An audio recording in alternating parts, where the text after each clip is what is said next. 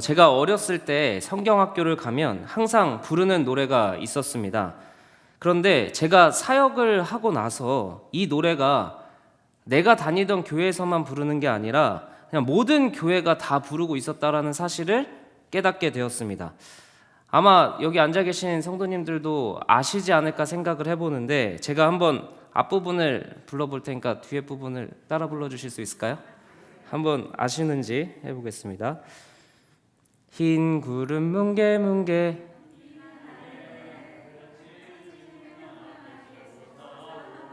역시 주일학교의 뿌리가 되는 연동교회답습니다. 근데 제가 이 노래 외에도 전국적으로 함께 교회가 부르던 암송 노래가 또 하나 있었습니다. 바로 오늘 함께 읽은 요한복음 3장 16절 암송 노래였습니다. 이것도 아시겠죠? 주일학교 해보셨으니까 해볼게요. 하나님이 세상을 이처럼 이건 뭐예요? 독생자를 주셨으니 누구든지 예수 믿으면 멸망하지 않고 영생을 얻으리로다. 요한복음 3장 16절. 아멘. 네, 제가 이게 어렸을 때는 정말 다 알고 있었던 암송 구절이었습니다. 근데 어쩌면 너무 익숙해져서 우리가 이 문장의 가치를 잃어버리고 있는 것은 아닌가 생각해 보게 되었습니다. 그래서 요새는 어쩌면 이 말씀 구절에 대해서 못 들어본 초신자도 있으리라고 생각을 하고요. 근데 이 성경의 핵심 중에 핵심이라고 할 수 있는 오늘 읽은 요한복음 3장 16절, 이 구절이 저는 우리 신앙의 가장 근본이 아닐까 생각을 해봅니다. 여전히 우리의 세상은 새로움, 참신함, 흥미가 중요해진 시대이지만 이 속에서도 당연히 지켜야 하고 당연히 우리의 마음에 품어야 할 가장 중요한 가치라고 생각을 합니다. 말씀을 암송하면서 하나님의 사랑, 하나님의 마음을 기억하는 것이 여전히 우리에게는 참 중요한 것입니다. 하나님이 세상을 이처럼 사랑하신다. 독생자를 주는 만큼이나 이 세상을 사랑하신다. 그런데 이 말씀이 누구에게는 너무나 당연해서 감동이 없을 수 있습니다. 너무나 많이 들어서 아는 말씀이라고 생각할 수 있을지 모르겠습니다. 혹 누군가에게는 하나님이 세상을 사랑하시는 거랑 독생자를 주는 거랑 무슨 연관이 있을까 생각을 해볼 수도 있겠죠. 어쩌면 또 이렇게 생각을 할 수도 있겠습니다. 나를 진짜 사랑하면 독생자 주는 사랑보다는 차라리 지금 나한테 돈을 주는 게 더 나를 사랑하는 거다. 독생자 주는 것보다 지금 내 문제를 당장 해결해 주는 게 나를 사랑해 주는 거다라고 생각할 수도 있을 거예요. 그러나 만약에 교회가 독생자를 주신 하나님의 사랑을 잃어버리고서는 피상적인 사랑, 피상적인 능력밖에는 표현할 수 없다라는 사실을 우리는 분명하게 인정하고 기억해야 합니다. 교회된 우리가 진정한 사랑, 진정한 하나님의 능력을 표현하게 하는 근원적인 힘, 그것은 바로 독생자를 주신 하나님의 사랑을 기억할 때 교회는 진정한 사랑과 진정한 능력을 이 세상에 흘려보낼 수 있을 거라고 생각을 합니다. 그래서 오늘 말씀 선포의 시간, 우리의 마음 깊숙이 주님의 이름으로 하나님이 독생자를 주신 그 사랑을 다시금 내 마음속에 새기기를 원합니다. 하나님이 세상을 이처럼 사랑하신다는 그 절절한 고백이 나에게도 다시금 감동이 되길 원합니다. 오늘 말씀을 통해 하나님의 사랑이 왜 독생자를 주시는 것으로 표현되어야 하는지, 그게 내 삶에 도대체 무슨 상관이 있는 것인지 말씀을 통해 알아보겠습니다. 그리고 그 사랑에 흠뻑 잠기는 기도의 시간이 되길 주님의 이름으로 축복합니다. 우리 함께 한 목소리로 한번 따라해 보겠습니다. 하나님은 세상을 사랑하신다. 여러분, 우리는 과학의 시대에 살고 있습니다. 그러다 보니까 하나님은 물론이고 머리로 이해되는 게 제일 중요하다고 생각하는 시대 속에서 살고 있습니다. 이해되지 않거나 논리적이지 않은 소위 영혼이나 사후세계 같은 그런 것을 믿는 것은 비이성적이다. 아직 뭘 모르는 사람이다 라고 생각하는 사람들이 점점 많아지고 있습니다. 과학이 증명할 수 있는 것만 인간이 믿을 만한 진리다 라고 생각하기 때문에 이 세상은 물질로만 이루어져 있다. 영혼이나 인간보다 뛰어난 신이라는 존재는 없다라고 생각하는 사람들이 점점 많아지고 있습니다. 인간은 사랑도 합니다. 목표도 세우고요. 그리고 무언가를 만들어낼 수 있는 창조의 능력도 가지고 있습니다. 그런데 무형의 가치, 눈에 보이지 않고 과학이 증명할 수 없는 것은 진리가 아니다라고 생각을 하다 보니까 인간을 어떻게 생각을 하냐면요, 정교한 기계에 불과하다라고 생각하는 이론도 점점 힘을 얻어가고 있다는 사실입니다. 목적이나 인생의 목적이나 인생의 의미가 우리에게 주어진 것이 아니라 우리가 살면서 무엇을 만들어내느냐, 우리가 어떤 삶을 살아내느냐에 따라서 우리의 인생의 가치가 결정된다라고 말해준다라는 거죠. 하나님이 우리에게 어떠한 가치와 어떠한 목적과 어떠한 의미를 주셨는지를 고민하기보다는 내가 지금부터 살아가는 이 날 속에 얼마나 대단한 걸 만들어내느냐, 얼마나 대단한 업적을 이루어내느냐에 따라 가치가 달라진다라고 생각을 한다는 거예요. 그리고 더 무서운 거는요, 고장난 기계가 다시 회복될 수 없듯이 우리의 인생도 죽으면 끝이다. 그러니까 한 번뿐인 인생을 감사하는 마음으로 멋지게 살아내라고 조언을 하게 되는 겁니다. 너의 인생의 의미, 너의 인생의 목적이 어떠한 것인지 고민하지 말고 그냥 너가 하고 싶은 걸 해라. 너가 하고 싶은 걸 열심히 하다 보면 그게 네 인생의 목적이 될 거고 그게 네 인생의 의미가 될 거다. 너가 대단한 걸 만들면, 대단한 업적을 이루면 넌 대단한 가치를 가진 인간이 될 거고 아무것도 이루지 못하면 쓰레기 같은 인생이 될 것이다 라고 생각하는 게 과학시대의 인간을 바라보는 눈이라는 사실이죠. 그런데 성경은 인간을 뭐라고 이야기할까요?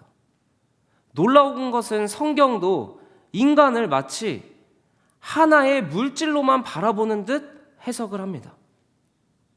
성경은 인간이 흙으로 지어졌다, 먼지 한 톨로 지어졌다라고 이야기를 합니다.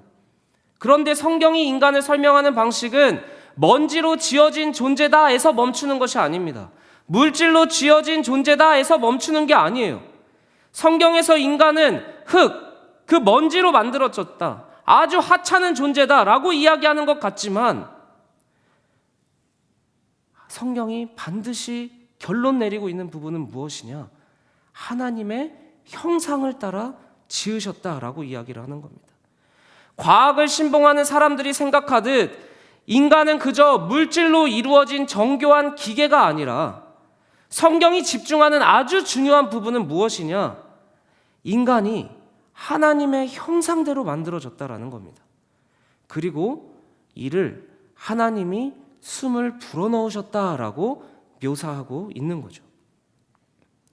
하나님은 여러분, 인간을 그냥 물질로만 창조하지 않으시고 자기의 숨을 불어넣으셨다라고 이야기를 합니다.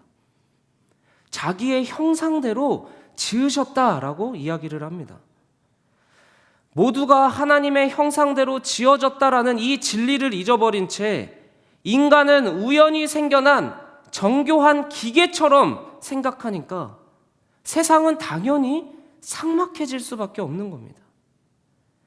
우연히 무의미하게 이 땅에 생겨난 존재라고 생각을 하니까 서로가 서로를 판단하고 평가하는 삭막한 세상이 되어버린다라는 거죠. 세상은 삭막해질 수밖에 없고 서로를 평가하고 판단할 수밖에 없습니다. 인간이 그저 기계에 불과하다면 더 정밀하게 작동할 수 있는 기계는 좋은 기계, 우리는 소위 그런 사람들을 능력자라고 인정을 하고 치켜 세워줍니다. 그러나 덜 정밀하게 일하는 어떠한 사람들을 보면 그 사람은 또 업신여기게 되는 거죠. 내가 아무리 최선을 다해도 넘지 못하는 선이 인식이 된다면 나는 그저 재수없게 태어난 존재라고 손쉽게 스스로도 남들도 무가치한 인생으로 낙인 찍기가 너무나 쉬워지는 세상이 된다라는 겁니다. 그러나 여러분, 우리가 하나님을 믿는다면, 성경이 하나님의 말씀으로 쓰여진 책이라는 사실을 믿는다면 사람에 대한 이해는 완전히 다를 수밖에 없다라는 사실입니다.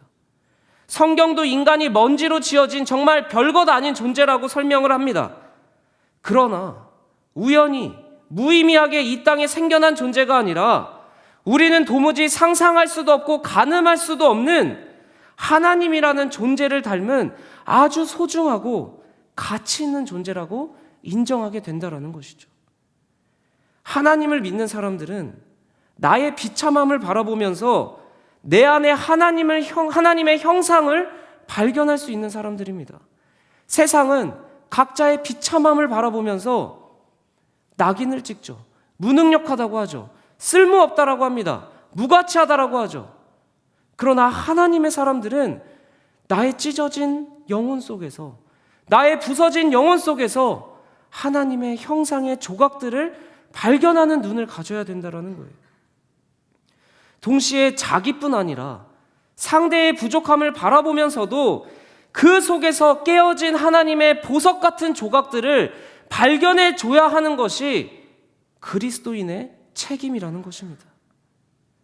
그래서 하나님을 믿는 사람들은 다른 사람들에게 하나님의 사랑을 믿어야 된다고, 하나님을 알아야 된다라고 전할 수밖에 없는 겁니다. 그런데 다른 사람들은 그런 초청이 불편하죠. 아니, 그냥 나 책 읽을게. 책 읽어도 나 진리에 다다를 수 있어. 나 그냥 명상할게. 나 그냥 재테크할게. 나 혼자 마음을 수행해도 되는데 왜 굳이 교회를 나가야 돼? 왜 굳이 하나님이라는 존재를 믿어야 돼? 불편한 겁니다. 불편할 수 있을 거예요. 그런데 우리가 한번 이 이야기를 한번 생각을 해봅시다. 한 작년쯤에 한 청년이 자신이 세워둔 고가의 악기가 쓰러졌습니다. 근데 이 쓰러지면서 이게 뾰족하게 나온 어떤 금속에 찍혔어요. 근데 저는 대단하게 크게 쪼개진 줄 알았는데 아주 조금 흠집이 난 것입니다. 그래서 그 큰 수리를 해야 된다라고 연락을 받았습니다. 근데 이게 보통 악기가 아니라 나무 하나로 악기의 전체 몸을 만들어낸 고가의 악기라는 거예요.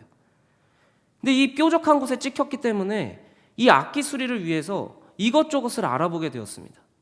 악기 수리를 위해서 이것저것을 알아보는데 한 업체는요, 수리비가 8만 원이래요. 그리고 고치는 시간은 단 4일밖에 걸리지 않는다라는 겁니다.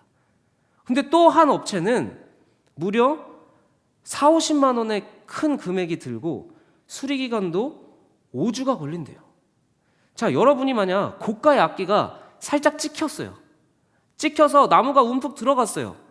자, 여러분은 8만 원에 4일 걸리는 악기의 업체에 맡기시겠습니까? 아니면 4, 50만 원에 5주가 걸리는 업체에 맡기시겠습니까?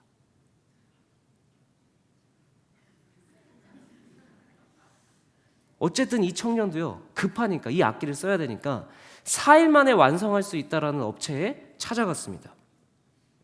근데 찾아갔는데 반지하라고 하더랍니다. 그래서 반지하 이렇게 내려갔는데 이제 곰팡이 냄새도 나고 퀴퀴한 거예요. 근데 우선 급하게 악기를 고쳐야 돼서 사장하고 이야기를 하는데 악기 관리하는 데가 따로 있냐? 왜냐하면 악기가 습도에 매우 취약하기 때문에 이런 곰팡이 냄새가 난다는 건 이미 습도 관리가 안 되고 있다는 거죠. 그래서 혹시 악기를 따로 보관하는 곳이 있냐라고 물었습니다. 근데 없다라고 이야기를 하는 거죠. 그래서 다시 좀 뭔가 쎄한 마음에 후기 글들을 찾아보니까 처음에는 말끔하게 잘 고친다라고 합니다. 근데 시간이 지나면 지날수록 악기가 망가지기 시작하는데 이 나무라는 재료가 습도에 아주 예민하다 보니까 습도가 높으면 나무가 불어나고 습도가 적으면 또 쪼그라든다라고 합니다.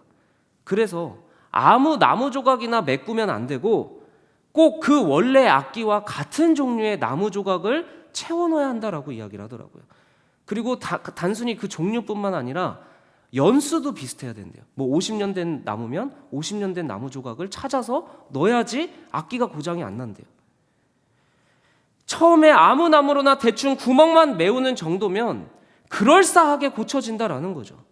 그런데 오히려 시간이 지나면 지날수록 그 고친 조각이 원래 악기의 나무와 연수도 다르고 종류도 다르면 다른 속도로 불어가거나 다른 속도로 쪼그라들기 때문에 전체 악기를 망가뜨리게 된다라는 사실을 알게 된 겁니다. 그리고 실제 후기를 찾아보니까 정말로 멀쩡하게 살아나온 악기가 없었다라는 거죠. 고가의 악기도요, 아무 조각이나 채워서 넣어서는 멀쩡하게 고칠 수 없다라는 사실입니다. 고가의 악기일수록 아무 조각이나 채워 넣어서 겉으로만 봤을 때 멀쩡하게, 순간에는 괜찮은 것처럼 보이게 수리해서는 그 악기 전체가 망가진다라는 거죠. 하물며 하나님이 사랑으로 자신의 형상대로 지은 인간은 어떻겠습니까? 하나님이 없다고 생각하는 사람에게 사람은 절대 걸작품이 아니죠. 절대 명품이 아닙니다. 그러니까 만약 자신의 인생에 조그마한 문제가 생기면 적당히 아무 걸로나 그 문제를 메꾸면 고칠 수 있다라고 생각할 수 있겠죠. 가격이든 시간이든 자기 기준에 괜찮다고 생각하는 방법으로 자신의 인생의 흠집들을 자신만의 방법으로 아무 조각으로나 메우면 된다라고 생각할 수 있을 겁니다. 그런데 나 스스로를, 그리고 사람을 하나님의 형상을 닮은 걸작품으로, 명품으로 생각하는 사람은 아무 조각이나 아무 방법으로 고칠 수 없다라는 겁니다. 아무한테나 맡길 수 없는 거고요, 아무 조각이나 떼울 수 없는 겁니다. 오히려 아무한테나 아무 조각으로나 내 인생의 흠집을 채워 넣으면 그 작은 틈이 오히려 내 인생 전체를 망가질 수 있다라고 인정하는 사람들인 겁니다. 왜요? 하나님은 우리를 영원히 사는 존재라고 말씀하시기 때문입니다. 사람이라는 걸작품을 제대로 고치기 위해서는요, 우리의 형상, 곧 예수님이 너무나 필요하다라고 이야기하는 것이 바로 오늘 요한복음 3장 16절의 말씀인 겁니다. 소중하지 않은 악기, 대충 고쳐도 되는 악기는 8만 원 주고 4일 만에 아무 조각으로나 구멍만 메우면 되겠죠. 그러나 망가지면 그때 버리면 될 겁니다. 하지만 대체할 수 없는 악기라면 4, 50만 원을 주고서라도 5주가 걸려서라도 제대로 고치는 곳에서 고쳐야만 하는 겁니다. 여러분은 하나님의 형상대로 만들어진 어떤 존재도 대체할 수 없는 존귀한 하나님의 자녀들이십니다. 그렇게 여러분의 인생에, 여러분이 맺는 관계 속에서 생긴 흔적들, 생긴 아픔들, 생긴 상처들 대충 떼울 수 없다라는 거예요. 대충 위로해주고 대충 괜찮다라고 할 수 없는 겁니다. 대충 너 하고 싶은 대로 하고 살라고, 대충 살아도 된다고, 그것이 우리의 인생을 자유롭게 할 수 없는 거짓 조언이라는 겁니다. 지금 너가 하고 싶은 게 뭐야? 그걸 해봐. 너가 잘하는 게 뭔지 너가 결정해봐. 내가 나의 모든 것을 결정하기 시작하면 내 인생 전체가 언제 어떻게 망가질지 우리는 가늠할 수 없는 거죠. 잠깐의 위로, 유한한 돈, 물질로 다 고칠 수가 없을 만큼 여러분은 존귀한 하나님의 자녀들입니다. 하나님의 존귀한 걸작품입니다. 하나님의 형상으로 지어졌기 때문에, 하나님의 사랑으로 창조되었기 때문에 독생자이신 예수님을 우리의 상처에, 우리의 인생의 흠집들에 채워넣지 않으면, 그 독생자이신 예수님을 우리에게 주시지 않으면 인간이라는 존재가 제대로 고쳐질 수 있는 것이 아니기 때문에 하나님은 자신의 사랑을 독생자를 주시는 사랑으로 표현할 수밖에 없는 겁니다. 하나의 나무로 이루어진 그 통으로 이루어진 악기를 고치기 위해서 그 악기가 이루어진 나무와 똑같은 연수로, 똑같은 품질의 나무로 메꿔야 하듯이 하나님의 형상으로 지어진 존재이기 때문에 하나님의 형상이신 예수 그리스도 외에는 우리를 온전히 치유할 수 없다라고 말씀을 하시는 겁니다. 세상은 자기를 개발해라, 위로의 말을 하고 돈이 많으면 인생의 문제가 해결될 것처럼 이야기하지만 정말 잠깐의 문제밖에는 해결할 수 없다라는 사실입니다. 아니, 오히려 그 작은 조각이 우리의 영원한 인생을 망가뜨릴 수 있기에 하나님은 기꺼이 자기의 형상을 그대로 쪼개서, 십자가에서 자기의 형상을 쪼개서 우리의 모든 아픔과 상처를 채워 넣으시기로 작정하고 결단하셨다라는 거죠. 그게 우리에게 독생자를 주셔야만 하는 이유인 것입니다. 다른 조각으로 겉만 멀쩡하게 이 인생만 괜찮은 것처럼 살아내게 해서는 우리의 영원한 인생을 책임지실 수 없기에 하나님의 목적은 내가 이 땅에서 살아가는 인생만 번드르르하게 사는 것이 하나님의 목적이 아니라 영원히 하나님과 함께하는 것이 하나님의 목적이기에 자신의 독생자를 쪼개서 우리의 흩어지고 찢어지고 골문 부분들을 채우시기로 결정하셨다라는 겁니다. 그런데 여전히 우리 안에는 이러한 질문이 남아있을 수 있습니다. 그런데 나는 왜 그 사랑이 안 느껴지지? 우리 다시 한번 따라해 보겠습니다. 사랑은 믿음에서 시작한다. 하나님은 사람을 차별하지 않으시고 사랑을 주길 원하신다고 하는데 왜 사랑이 안 느껴질까? 이런 생각이 들 때가 있을 겁니다. 사랑을 받길 원합니다. 근데 내가 하나님의 사랑이 잘 느껴지지가 않습니다. 사랑을 받길 원하는데 왜 나는 사랑이 안 느껴집니까? 그렇게 하나님이 나를 사랑한다면 내가 사랑하는 감정이 느껴져야 되지 않겠습니까? 왜 나는 사랑해주지 않습니까? 라고 느껴지는 성도님들이 이 자리에 있을 수도 있을 겁니다. 근데 여러분, 중요한 건 믿음입니다. 사랑이 이루어지기 위해 반드시 필요한 것은 믿음입니다. 그래서 오늘 말씀을 보시면 이렇게 나옵니다. 뭐라고 나오냐면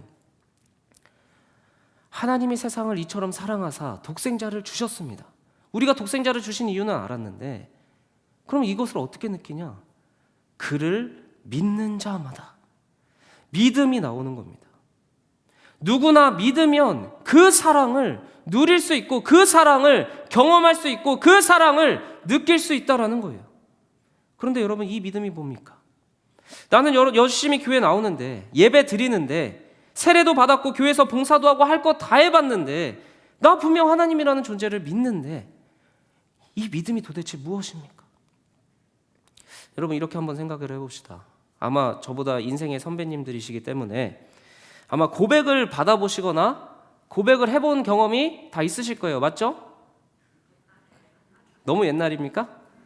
너무 옛날에 한번 여러분들의 청춘의 그 아름다운 그 고백을 받았을 때 한번 생각을 해보시면 어떤 이성이 우리에게 다가와서 죽기까지 널 사랑할게 라고 고백을 합니다. 근데 여러분, 이 호감이라는 감정을 초월해서 이 사람이 나를 죽기까지 사랑한다라는 말이 믿어지면 그 고백을 받아들이는 거죠. 그 고백을 받아들이면 사랑이 그 고백을 받아들이는 데서 시작이 되는 겁니다. 그 고백을 믿음으로 받아들이기 전까지는 남남인 거예요. 한쪽에서는 고백하고 반대쪽에서는 그 고백을 믿음으로 받아들일 때 사랑의 관계가 형성이 되는 겁니다.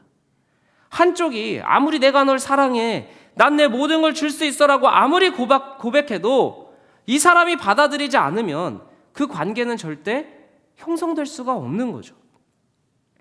죽도록 사랑하는 사람에게 가장 소중한 거는 그 사람이 내 사랑을, 내 고백을 받아주는 거예요. 하나님의 사랑이 아무리 충만하게 우리의 삶 속에 여러분의 인생의 주변을 흘러간다 할지라도 믿음으로 받아들이지 않으면 그 관계가 형성이 되지 않는다라는 겁니다. 아무리 발전소에서 전기를 여러분의 집에 쏟아붓는다 할지라도 여러분이 어떤 전기 제품의 전기 코드를 콘센트에 꽂지 않으면 어떠한 전기 제품도 작동할 수 없듯이 하나님이 아무리 여러분에게 사랑을 흘려보내셔도 여러분이 믿음의 코드를 하나님께 꽂지 않으면 나와는 상관없는 하나님의 사랑이 된다라는 사실이죠. 우리의 삶을 돌아보면 지금 당장은 세상적인 능력을 가진 사람이 더 빨리 내 인생의 문제를 해결할 수 있는 것처럼 느껴질 때가 있을 겁니다. 지금 내가 하나님 앞에 하나님, 나의 이런 문제가 있습니다. 나의 이런 어려움이 있습니다. 시간이 오래 걸려도 응답되지 않는 기도 제목을 끙끙대면서 10년, 20년 기도하기보다는 돈을 많이 버는 것이 내 인생의 수많은 문제를 훨씬 더 빨리 해결해 줄 수 있을 것처럼 느껴질 때도 있다라는 거죠. 그러나 여러분, 우리가 앞서 살펴보았듯이 하나님의 형상으로 지어진 우리의 인생은 아무거나 빨리 메워지는 싸구려 악기가 아니라는 사실을 우리는 끊임없이 기억해야 되는 겁니다. 하나님의 형상대로 지어진 인간이라는 존재는 꼭 같은 하나님의 조각으로 십자가에서 자신의 몸을 쪼개서 그 사랑을 흘리신 그 보혈로 채워지고 메워져야만 영원히 문제되지 않고 영원히 틀어지지 않는 완전한 회복이 이루어진다라는 거죠. 하나님이 독생자로 주신 그 하나님의 사랑만이 나를 영원히 그리고 완전하게 치유한다는, 나를 완전히 그리고 영원하게 치유할 수 있다는 그 믿음이 하나님의 사랑을 온전히 경험하게 할 수 있을 겁니다. 교회는 하나님의 형상으로 지어진 인간이 하나님의 형상으로만 치유되고 회복되고 완전해질 수 있다는 이 진리를 가장 담대하게, 가장 소중하게 품고 선포하는 예수 그리스도의 몸된 공동체임을 반드시 기억하고, 그래서 우리는 또 그 복음을 선포해야만 하는 것입니다. 그럴 때 비로소 복음을 들은 주의 자녀들이 인생의 풍파 속에서 생긴 수많은 구멍들, 흠집들을 메울 수 있는 진짜 조각, 예수님을 필요로 하게 되는 것이죠. 그리고 그 예수님만이 내 인생의 수많은 구멍과 흠집들을 제대로 메워주실 수 있는 분이라는 것을 인정하게 되는 것입니다. 다른 것으로 지금 당장은 메울 수 있어도 그 조각들보다 진짜 내 인생을 고칠 수 있는 것은 예수님밖에 없다라는 사실, 그것이 교회된 우리의 진정한 신앙 고백이 아닐까 생각합니다. 그래서 오늘 말씀은 이렇게 말하는 겁니다. 너희가 그것을 믿을 때 영생을 얻게 된다. 진짜 고쳐진다라는 거죠. 진짜 완전해질 수 있다라는 겁니다. 진짜 회복될 수 있다라는 겁니다. 이 시간 여러분 가슴 위에 손을 한번 얹어 봅시다. 그리고 이 말씀을 한번 이렇게 읽어보면 좋겠습니다. 이 땡땡에 여러분의 이름을 넣어보는 거예요. 우리 한번 각자 이름을 넣어서 한 목소리로 함께 읽겠습니다. 함께 한번 읽어보겠습니다. 하나님이 요한이를 이처럼 사랑하사 독생자를 주셨으니 이는 그를 믿는 요한이에게 멸망하지 않고 영생을 얻게 하려 하심이라. 아멘. 아멘. 여러분의 삶에 수많은 구멍들이 있을 거라고 생각을 합니다. 수많은 흠집들이 있을 겁니다. 치유되고 싶으실 겁니다. 회복되고 싶으실 겁니다. 완전해지고 싶으실 겁니다. 만족감이나 감사보다 불안함, 비교의식, 분노, 두려움, 수많은 감정들로 매일매일 힘들고 두려울 때가 많으실 겁니다. 하나님의 형상대로 창조된 여러분을 완전하게 치유할 수 있는 것은 하나님 그 자체이신 예수님의 사랑밖에 없다라는 사실을 이 시간 다시금 믿기 원합니다. 그리고 다른 것 구하기 전에, 다른 것 기도하기 전에 내 인생의 수많은 흔적들을, 내 인생의 수많은 아픔들을 메우고 해결할 수 있는 것이 돈으로 보일 수도 있고 관계일 수도 있고 세상에 영향력이 있는 사람일 수도 있겠지만, 이 시간 우리가 기도할 때 이 기도가 나오면 좋겠습니다. 예수님의 사랑이 필요합니다. 예수님의 사랑이 나에겐 가장 중요합니다. 우리는 하나님의 가장 소중한 걸작품입니다. 아무거나 치유될 수 없고요, 아무거나 회복될 수 없고요, 아무거나 메꿔질 수 없는 싸구려 악기가 아니라 하나님의 걸작품입니다. 예수님이 목숨을 걸지 않으면, 예수님이 십자가에 매달리지 않으면, 예수님이 십자가에서 자신을 쪼개서 죽지 않으면 회복될 수 없는 하나님의 걸작품이 바로 나 자신이다라는 사실을 이 시간 요한복음 3장 16절의 고백으로, 하나님, 나 다른 걸로 채워지기 싫어요. 다른 것으로 메꿔지기 싫어요. 하나님의 형상으로 창조되었기에 하나님의 완전한 형상이신 예수 그리스도로 나를 회복시켜 주세요. 이 시간 그 마음을 담아 함께 찬양하면 좋겠습니다. 오늘 우리가 찬양할 찬양의 제목은 생명과 바꾼 주의 사랑을 이라는 찬양입니다.